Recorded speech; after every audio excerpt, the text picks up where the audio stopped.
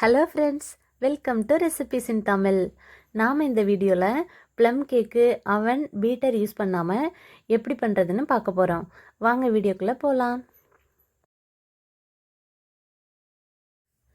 நான் என்னென்ன dry fruits எடுத்திருக்கேன் அப்படின்னா, கருப்பு உலர் திராட்சை, அப்புறம் நார்மலான அந்த திராட்சை, அப்புறம் கொஞ்சம் முந்திரி, கொஞ்சம் டேட்ஸு, அப்புறம் கொஞ்சம் டூட்டி ஃப்ரூட்டி, கொஞ்சம் செரிஸும் எடுத்திருக்கேன். இது எல்லாத்தையும் இப்போ நம்ம கேரமல் பண்ணி அதுக்குள்ளே ஊற வைக்கலாம். கேரமல் பண்ணுறதுக்கு ஒரு கடாயை அடுப்பில் வச்சுருங்க. ஹீட்டை மீடியம் ஃப்ளேமில் வச்சுக்கோங்க. வச்சுட்டு அதில் 1/4 கப் அளவுக்கு சுகர் ஆட் பண்ணிக்கோங்க. 1/4 கப் அப்படின்னு சொன்னாக்கா 50 கிராம் அளவுக்கு சுகரை ஆட் பண்ணிக்கோங்க.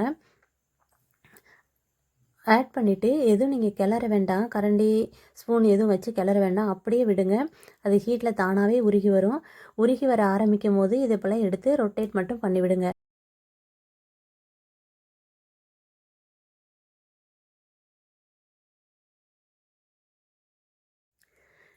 இடையிடையே மட்டும் எடுத்து ரொட்டேட் மட்டும் பண்ணிவிடுங்க, ஸ்பூன் வச்சு கிளற வேண்டாம். கேரமல் நல்லா ப்ரௌன் கலருக்கு வரும்போது நீங்கள் 1 கப் அளவுக்கு தண்ணி ஆட் பண்ணணும். தண்ணியை கொஞ்சம் கொஞ்சமாக ஆட் பண்ணுங்கள். ஆட் பண்ணும்போது இது மாதிரி பபிள்ஸ் வரும். கொஞ்சம் கேர்ஃபுல்லாக ஆட் பண்ணுங்கள்.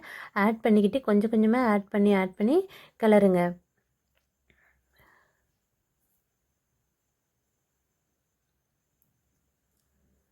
கிளறி விட்டுட்டு அப்படியே வச்சுருங்க. இது நல்லா கொதிக்கட்டும்.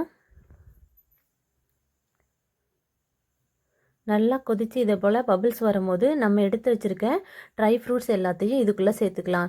ட்ரை ஃப்ரூட்ஸ் எல்லாத்தையும் சேர்த்து 1 கப் அளவுக்கு எடுத்துக்கோங்க. 1 கப் அப்படின்னு சொன்னாக்கா 200 கிராம் அளவு இருக்கும். 200 கிராம் அளவுக்கு எல்லாம் மிக்ஸ் பண்ணி நீங்கள் எடுத்துக்கலாம். எல்லாத்தையும் இப்போ கேரமலுக்கு சேர்த்த பிறகு ஒரு 2 மினிட்ஸ் கொதிக்க விடுங்க. கொதிக்க விட்டுட்டு ஸ்டவ் ஆஃப் பண்ணிவிட்டு இதை ஆற வச்சிடலாம். அடுத்ததாக ஒரு பவுல் எடுத்துக்கோங்க. அதில் மாவு சலிக்கிறதுக்காக இதே போல் ஒரு சல்லடை வச்சுருங்க. 1 கப் அளவுக்கு மைதா மாவு இதில் நம்ம சேர்த்துக்கலாம். 1 கப் அப்படின்னு சொன்னாக்கா 120 கிராம், அதை நம்ம இதில் சேர்த்துடலாம். அடுத்தது ஒரு டேபிள் ஸ்பூன் அளவுக்கு கொக்கோ பவுடர் ஆட் பண்ணிக்கிறேன். கேக் நல்லா ப்ரௌன் கலரில் வரணுங்கிறதுக்காக இதை நான் ஆட் பண்ணிக்கிறேன். அடுத்ததாக ஒரு பிஞ்ச் அளவுக்கு சால்ட் ஆட் பண்ணிக்கிறேன். அடுத்ததாக 1 டீஸ்பூன் அளவுக்கு பேக்கிங் பவுடர் ஆட் பண்ணிக்கிறேன். 1/4 டீஸ்பூன் அளவுக்கு பேக்கிங் சோடா ஆட் பண்ணிக்கிறேன். 1/4 டீஸ்பூன் அளவுக்கு ஏலக்காய் பவுடர் ஆட் பண்ணிக்கிறேன். இந்த இடத்துல நீங்கள் லவங்கப்பட்டை பொடி கூட 1/4 டீஸ்பூன் ஆட் பண்ணிக்கலாம். என்கிட்ட இல்லாதனால நான் சேர்க்கலை. இது எல்லாத்தையும் இப்போ நல்லா சலிச்சு எடுத்துக்கலாம்.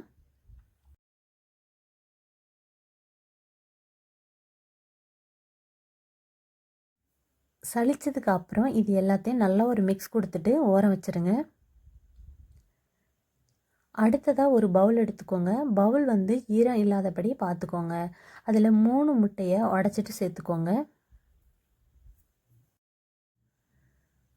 3 முட்டையும் உடச்சி சேர்த்ததுக்கப்புறம் ஒரு விஸ்க் வச்சு நல்லா பீட் பண்ணி எடுத்துக்கோங்க. நல்லா நிறைய நுரை பொங்கி வர்ற அளவுக்கு நல்லா பீட் பண்ணி எடுத்துக்கோங்க. நல்லா நுரை பொங்குற அளவுக்கு பீட் பண்ணதுக்கப்புறம் 1/2 கப் அளவு சுகரை கொஞ்சம் கொஞ்சமாக ஆட் பண்ணி பீட் பண்ணிகிட்டே இருங்க. நல்லா ஃபாஸ்ட்டாக பீட் பண்ணிகிட்டே இருக்கணும். 1/2 கப் அப்படின்னு சொன்னாக்கா 100 கிராம். நம்ம ஆல்ரெடி 50 கிராம் சுகர் எடுத்துகிட்டு அதில் கேரமல் பண்ணி ட்ரை ஃப்ரூட்ஸ்லாம் போட்டு ஊற வச்சுருக்கோம். இப்போ 100 கிராம் மறுபடியும் சேர்க்குறோம். 100 கிராம் அளவுக்கு சர்க்கரையை இதே போல் கொஞ்சம் கொஞ்சமாக சேர்த்து நல்லா பீட் பண்ணிகிட்டே இருங்க.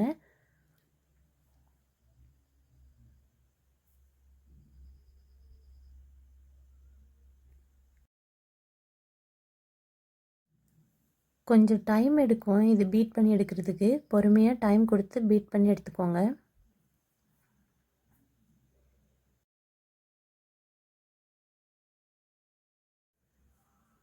நீங்கள் பீட் பண்ணுறதுலையே சர்க்கரையெல்லாம் நல்லா கரைஞ்சிடணும். அந்தளவுக்கு நல்லா பீட் பண்ணணும்.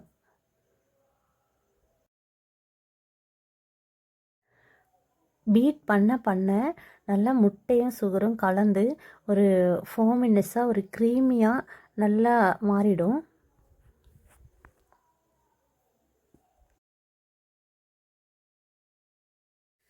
பாருங்கள் எவ்வளோ சூப்பராக ஸ்மூத்தான ஒரு க்ரீம் மாதிரி மாறிடுச்சு.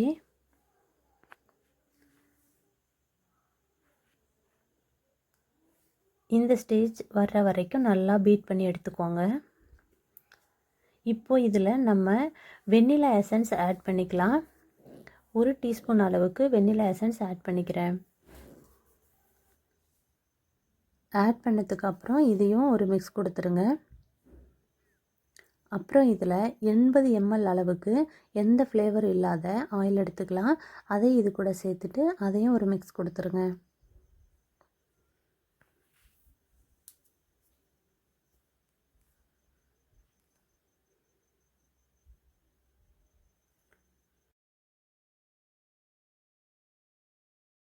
நம்ம ஏற்கனவே மாவு சலிச்சு வச்சுருக்கோம் இல்லையா, அதை இது கூட சேர்த்துக்கலாம். கொஞ்சம் கொஞ்சமாக சேர்த்துட்டு பொறுமையாக மிக்ஸ் பண்ணுங்கள்.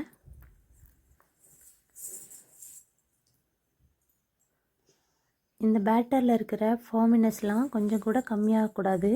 அந்த அளவுக்கு பொறுமையாக மிக்ஸ் பண்ணுங்கள். ஒரு 3-4 பேட்சாக மாவை பிரித்து கொஞ்சம் கொஞ்சமாக சேர்த்து மிக்ஸ் பண்ணுங்கள்.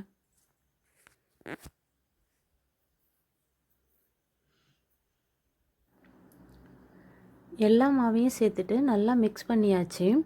இது பண்ணிகிட்டு இருக்கும் போதே இடையில நீங்கள் கேக் பண்ண போகிறீங்களோ அந்த கடாயை அடுப்பில் வச்சுட்டு 1 கப் அளவுக்கு உப்பு சேர்த்துட்டு மூடி மீடியம் ஃப்ளேமில் அடுப்பை வச்சுட்டு 10 மினிட்ஸ் அளவுக்கு ஃப்ரீ ஹீட் பண்ணிக்கோங்க. இப்போ நாம் ரெடி பண்ணிக்கிட்டு இருந்த பேட்டரில் நம்ம ஏற்கனவே கேரமலில் ட்ரை ஃப்ரூட்ஸ்லாம் போட்டு ஊற வச்சுருக்கோம் இல்லையா, அதை நம்ம சேர்த்துக்கலாம்.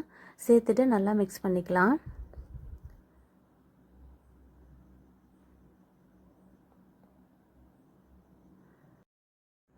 கேக் பண்ண போகிற கேக் டின்னில் ஆயில் க்ரீஸ் பண்ணிவிட்டு பட்டர் ஷீட் போட்டு வச்சுருக்கேன். ஓரங்கள்லேயும் ஆயில் க்ரீஸ் பண்ணிவிட்டு மைதா மாவு ஸ்ப்ரெட் பண்ணி வச்சுருக்கேன். அதில் இப்போ நம்ம ரெடி பண்ண கேக் பேட்டரை ஊற்றிக்கலாம். ஊற்றிட்டு ஒரு 2 டேப் பண்ணி விடுங்க.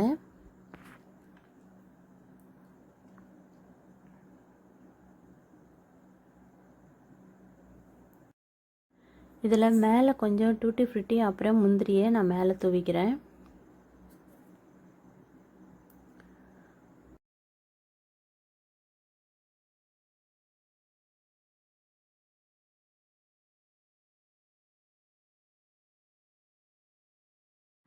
இப்போ நம்ம ஃப்ரீ ஹீட் பண்ணுறதுக்கு கடாய் வச்சுருக்கோம் இல்லையா, அதுக்குள்ளே கேக் டின்னை தூக்கி வச்சிடலாம்.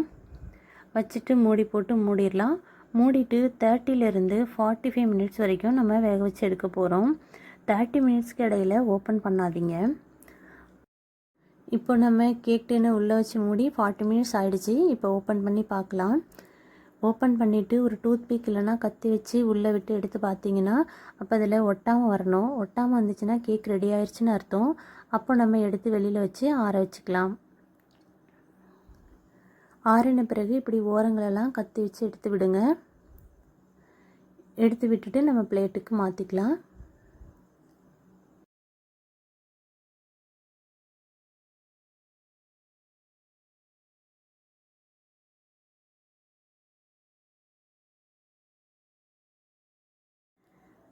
நாம் ரெடி பண்ண கேக்கு சூப்பராக வந்திருக்கு. சாப்பிட்றதுக்கும் ரொம்ப டேஸ்டியாக இருந்துச்சு. நல்லா சாஃப்டாக ஸ்பாஞ்சியாக இருந்தது. கட் பண்ணி காமிக்கிறேன் பாருங்கள். உங்களுக்கு கப்பு அளவுகளில் சொன்ன மெஷர்மெண்ட்டில் ஏதாவது டவுட் இருந்துச்சுன்னா டிஸ்கிரிப்ஷனில் நான் டீட்டெயிலாக கொடுக்குறேன். அதில் போய் பாருங்கள். எவ்வளோ சூப்பராக சாஃப்டாக இருக்குது பாருங்கள் கேக்கு. நீங்களும் இதே போல் கேக் பண்ணி என்ஜாய் பண்ணுங்கள். தேங்க்யூ ஃபார் வாட்சிங்.